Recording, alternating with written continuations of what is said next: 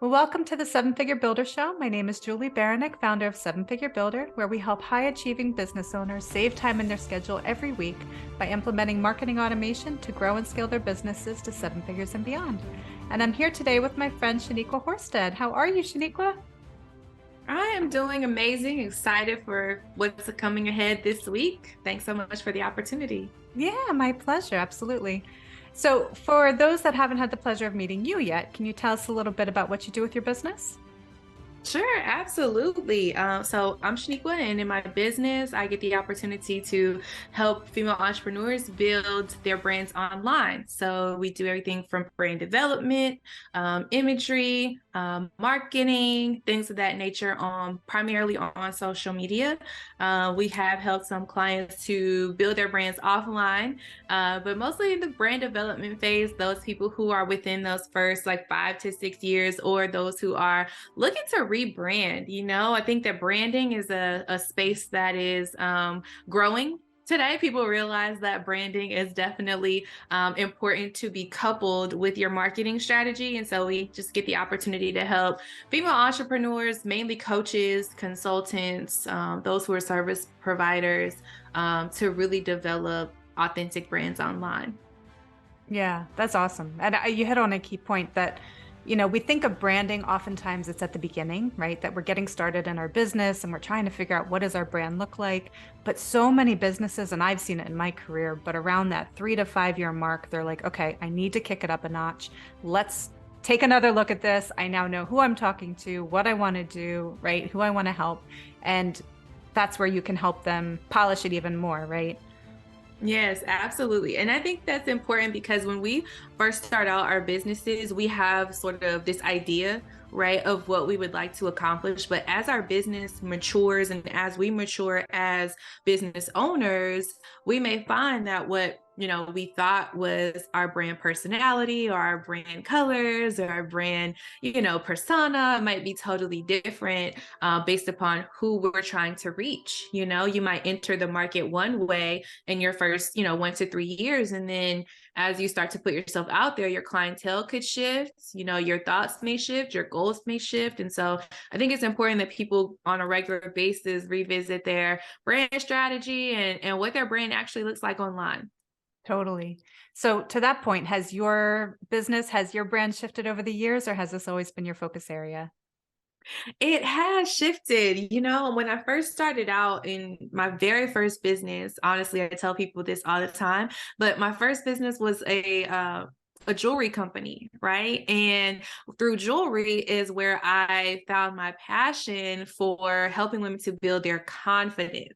Right. So I would be at these different events and I would be selling jewelry, but I would get feedback from women where they're like, oh, I can't wear yellow. It doesn't match my skin tone. Or, I can't wear this piece. It's too bold. I don't feel comfortable wearing that. Or they would get a piece of jewelry and they would instantly glow because it made them feel more confident, right? And that's really where I found my passion for helping women to build their confidence, right? Branding is really the vehicle, branding and marketing, those are the vehicles that I use to really help women to really be confident in showing up. But confidence is a huge piece. So I started out with the jewelry, and then I actually transitioned into this hip hop fitness workout type of thing, right?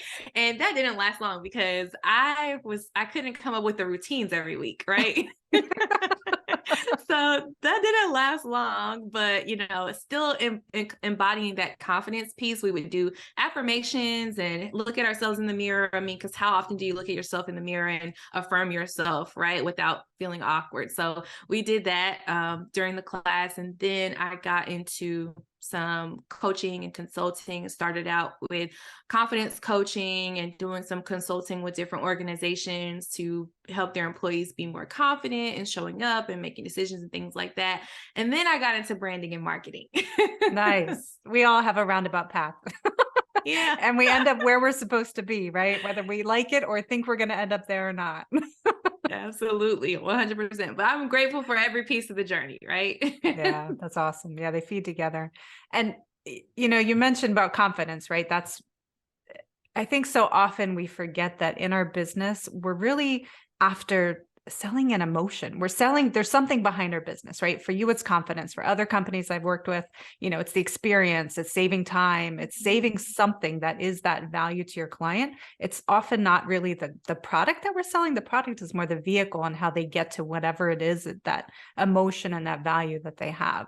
100%. I think a lot of companies today are really starting to understand that it's about solidifying relationships and selling more than just the product that you have, because I struggle sometimes. I'm not going to make this a definite, right? But maybe our audiences can weigh in on this too. But I think people try to make things new, right? But the truth is, there's really not a whole lot that's really new under the sun a lot Right. of times, right? A lot of times there's not a ton that's totally new. What's new is how you position it to people, the emotion that you get to evoke in people, and the storytelling framework that you're using to really resonate with people on the other end, right? Because I mean, you think about a t-shirt brand, there's lots of t-shirt brands, right? But what's going to make people really, buy into your t-shirt brand? What emotion are they going to feel when they put on your t-shirt? When people wear Nike is about inclusion. It's about, the everyday person feeling like an athlete, right? They have, comfort. And so, those are emotions that they want people to feel when putting on their t-shirts. And I think even as, 6 and 7 figure, smaller, business owners compared to Fortune 500 companies, we have to think about those things. Yeah. Well, and that's what sets us apart from the people, our peers and those around us, and where we want to be, so that we can get to that level where we want to be. Absolutely. 100%. So for those business owners that are just getting started, what advice would you give them, right? Having looked at it from the aspect of once they get there and also when they're beginning. Yeah, if you're first starting out, the best thing that you could do for your business is to try.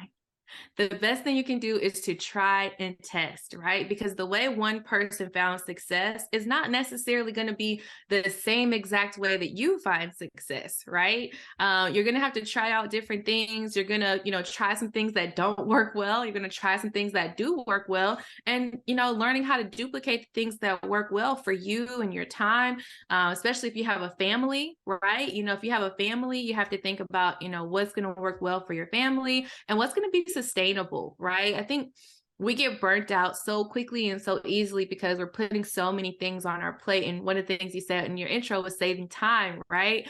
And so we put so many things on our plate, and we have to think about what is going to be sustainable. What can we maintain and do on a regular basis? And also what's repeatable, so that as your business starts to grow, as you start to bring team members on, is this a process and a strategy, a technique that you can pass to team members and they can do it without you?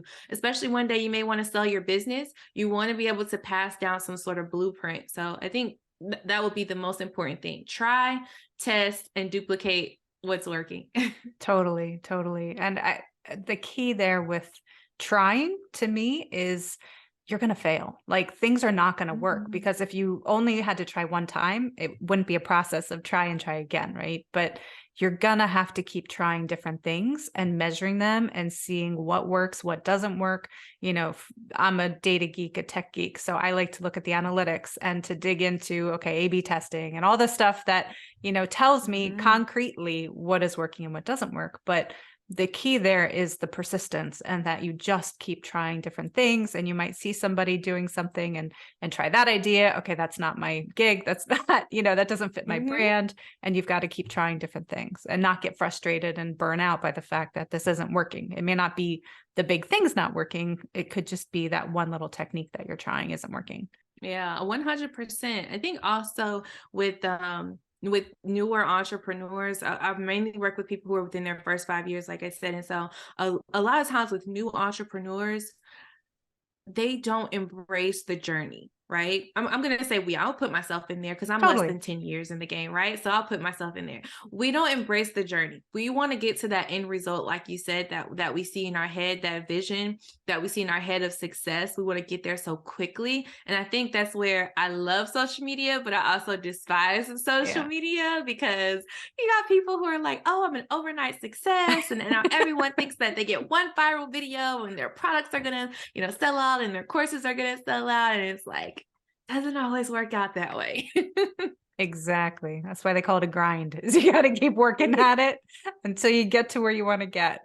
100%. I was talking with a client and she was like, I want to go viral so bad. And I was telling her going viral could actually be a bad thing for your business.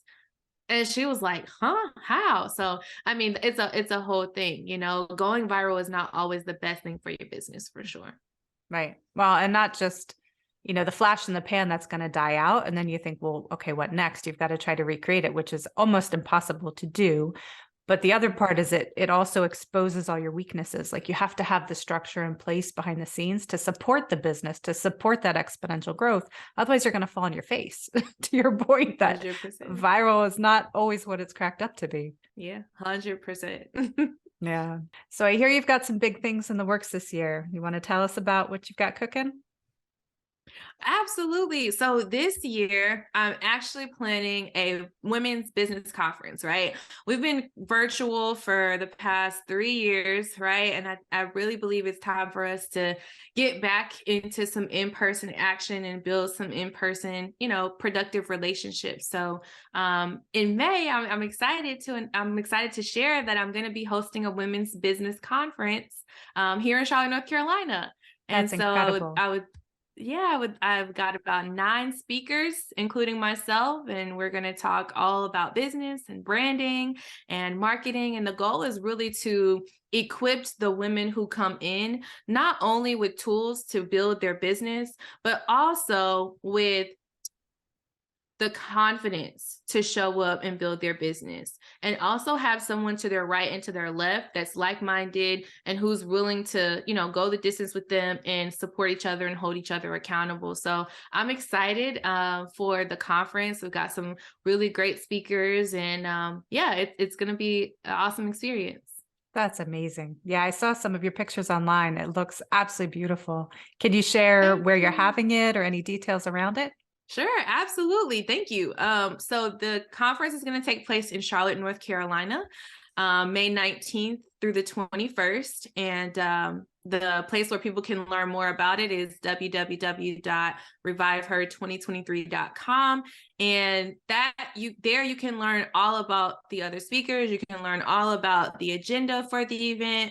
You can learn all the details about everything that's going to be happening there. Awesome. And we'll definitely have the link below so people can click on it and check out the event. Are you open for people to sign up for your event? Are you still looking for speakers? Where are you at in the process? We've gotten all of our speakers solidified as of last week, so I'm super excited about that. This is something that I put together it took me only about 4 weeks to put this together, so I'm super grateful for the speakers all for saying yes in such a short period of time. But people can still definitely still sign up. People can still sign up to, attend the event for sure. We plan to have everything solidified as far as like tickets and everything sold out. We're planning to be sold out by the end of March. And so we're doing a lot of things on the front end to make sure that people know about this conference, especially in our community. I feel like a lot of business conferences are structured and, geared towards, suit and tie, guys and, males and things like that. But this is a place, for the ladies to come in and get what they need. And people can definitely still sign up to attend the event. That's awesome. And you said you pulled this off pretty much in 4 weeks. Like, what was your vision behind the event? Yeah, in 4 weeks, I pulled this together. So I'll share. I'll be transparent. We're talking about, growing our businesses, and a part of growing your business is navigating through difficult, challenging times, right? So the latter part of 2022, I'll be honest, it was a difficult time for me in my business because I felt like I was just kind of coasting. There's times in business where you're growing, and then there's times in business where you're not growing, right? And so I felt, like I was kind of in a dormant place. The clients I had were the clients that I had. What I was doing was what I was doing. Hadn't really gotten my hands into anything new. And I'm just a person who, it's going to sound bad, but I'm just never satisfied. I always want more. Like, I always want more. I want to be making more impact. I want to be doing more. I want to be shaping the world more. And so as I was, praying and spending time alone in solitude, this concept of reviving women in purpose was dropped off and dropped into my heart, dropped into my spirit, right? And so I felt that a lot of women, because of the pandemic, because of kids, because of divorces, because of work, because of whatever, insert your situation, have allowed their purpose to kind of take a back seat, right? And operating in purpose and living in purpose, it can be challenging enough, but then you put a pandemic on top of it and it becomes 10 times heavier, right? And so as I was, spending that quiet time, the concept of reviving back purpose and restoring women back to a position and a posture of purpose is where we need to be, right? It's where we need to be, because when we operate in purpose, we're changing the world, whether we believe it or not, no matter what your business is. If you sell cupcakes, right, you are spreading joy and sweetness, right, to your clients. So you're providing something productive back, into the world. And I feel like this is the year that the women are supposed to thrive, every year, obviously, but this is a time for us to get back to a place where we're thriving and we're walking boldly and we're walking in our power and we're walking in our authority, and, we get to do the things that we love. So that was kind of where the vision came from. And when we get there, that's what we want to cultivate. We want to cultivate an experience where women leave and they're never afraid again, or never, fearful, or never hesitant again to walk in their purpose, because now they've got tools, they've got support, and they've got everything they need to walk boldly in their purpose. I love it. That is awesome.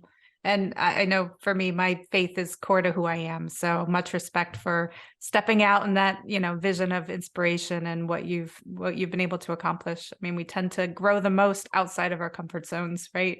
So I'm sure I imagine that's where you've been a lot of your, journey coming through this event and kind of figuring it out as you go. But that's awesome.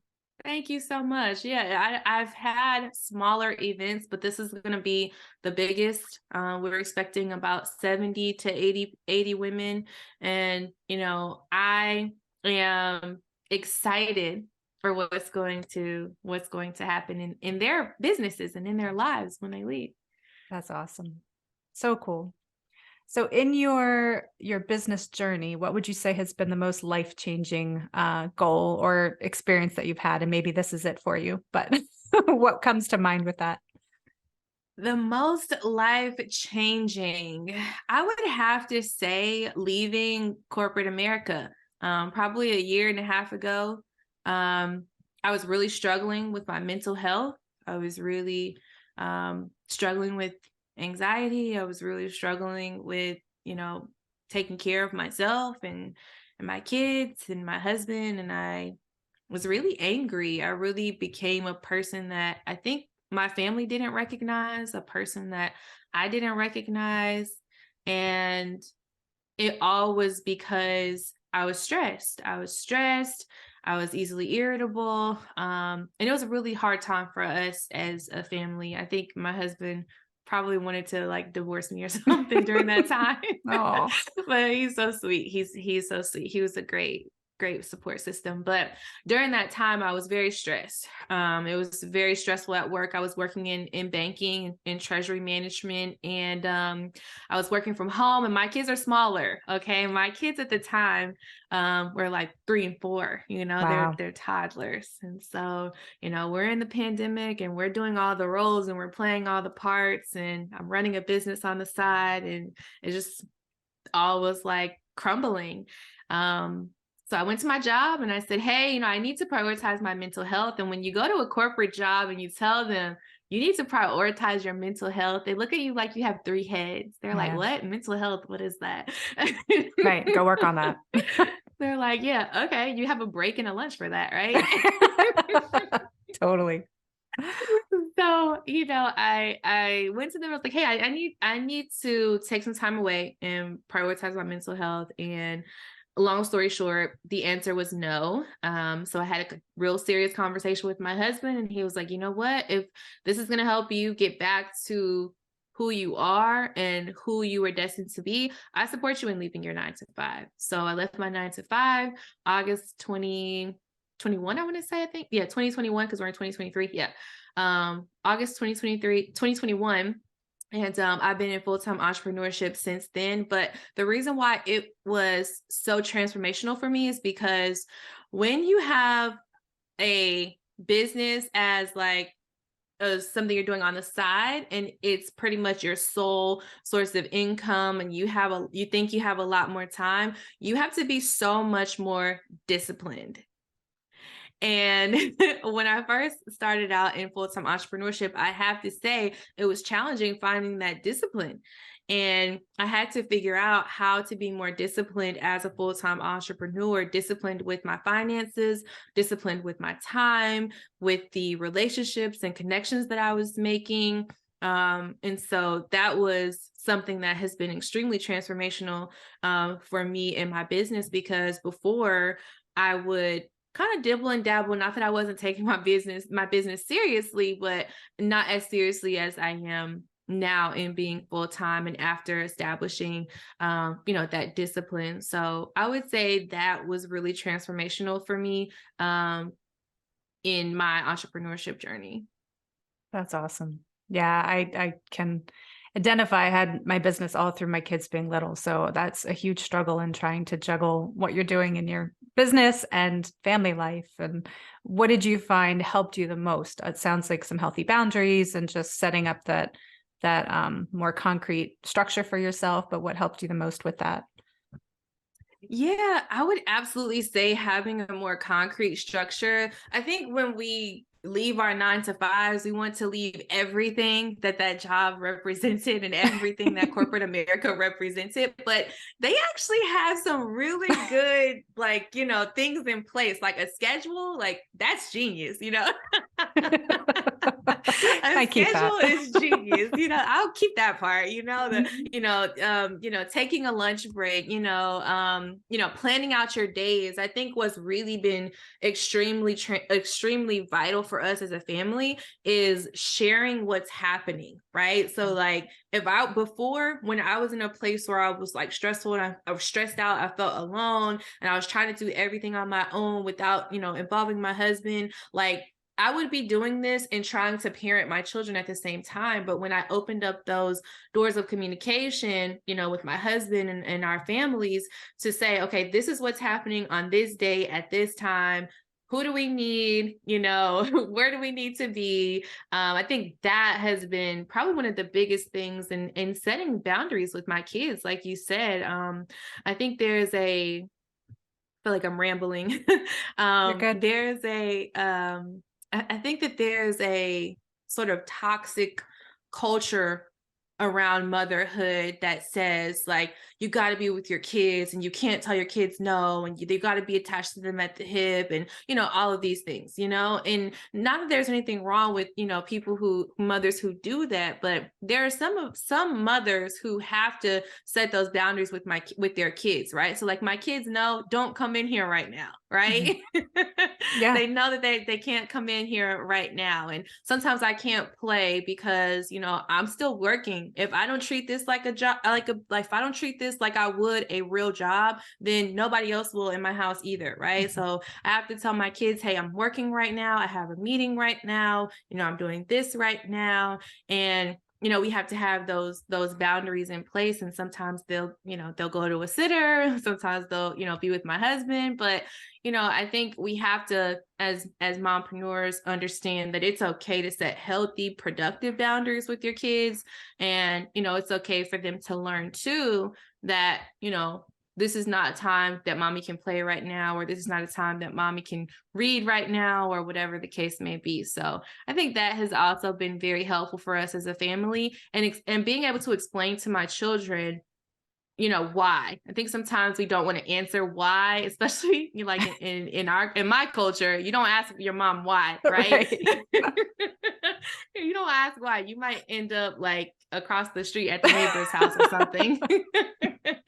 But when they ask why, I try to make it a point to explain, as best I can to them, why I can't play. And that really has just helped all of us along this journey as a family, trying to do ministry and business. And my husband still has a full-time job, so I think those things have really been helpful for us as a family. Proper communication and knowing where we got to be when we got to be there, so having that schedule. Totally. Yeah. And alignment.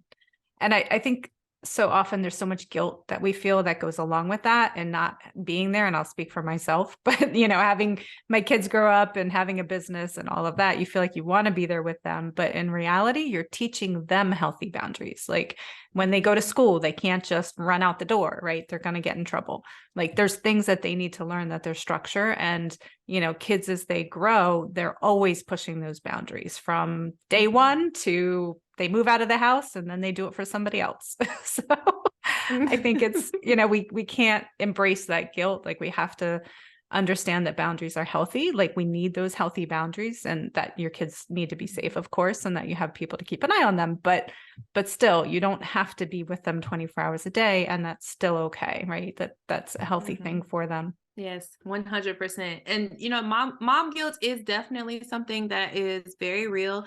One thing I also try to use my platform for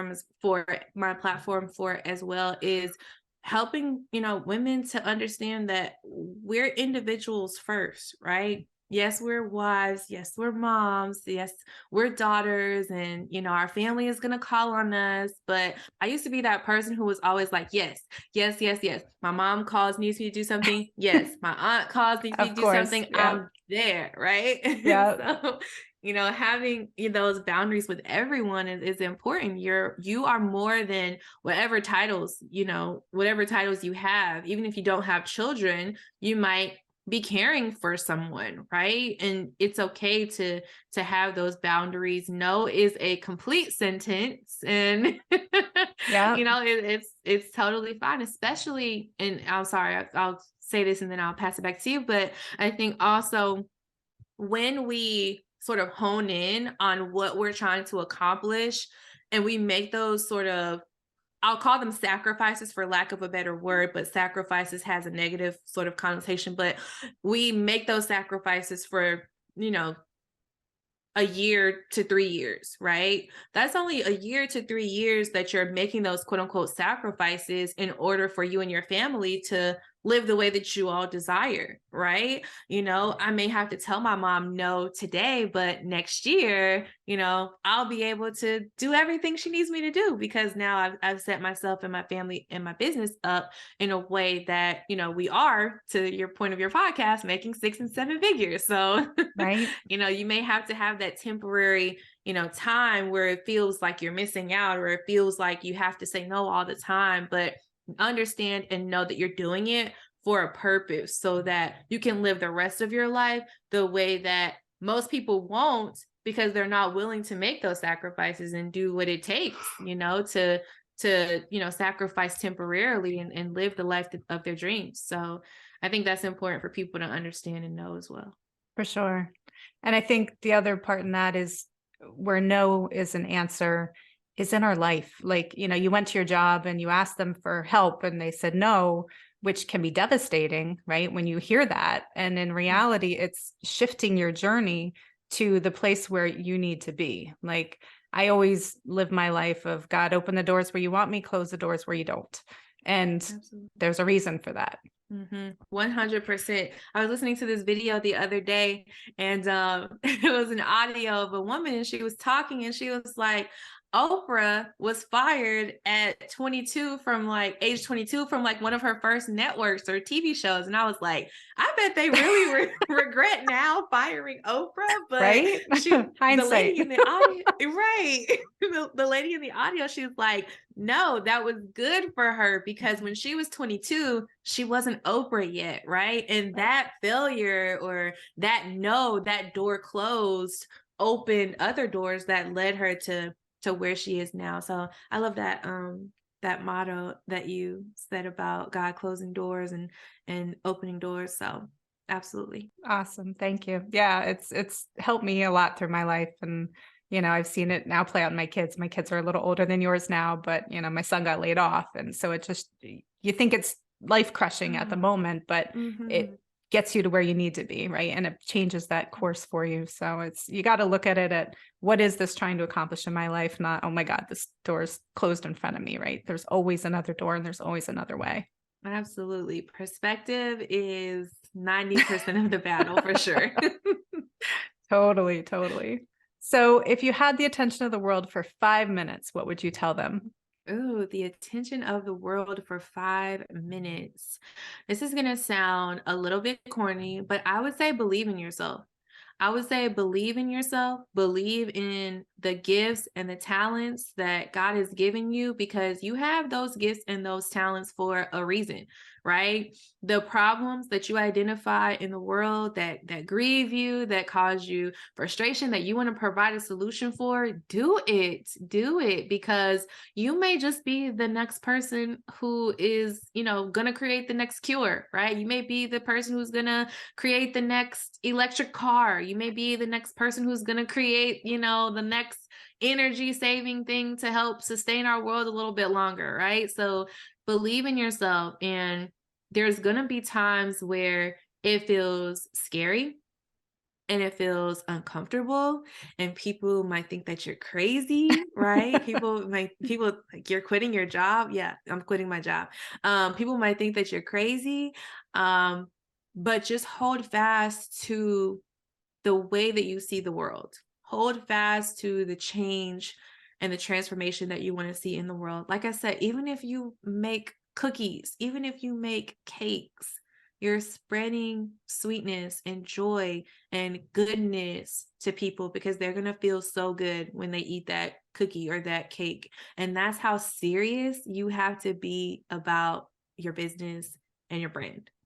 I love that. And every person that you're connecting with is another life that you touch. No matter what it is that you're doing, that's another person that you're impacting that you wouldn't have impacted had you never started before, right?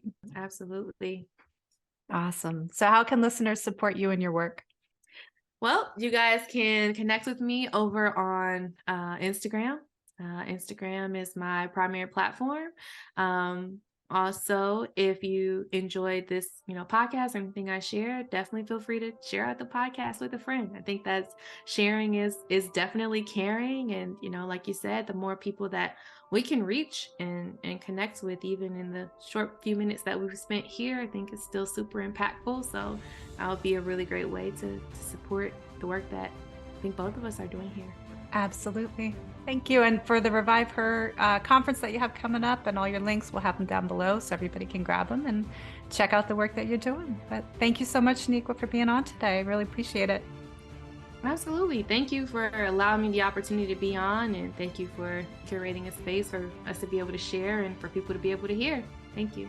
My pleasure. And you can find me at sevenfigurebuilder.com, and I look forward to seeing you in the next episode.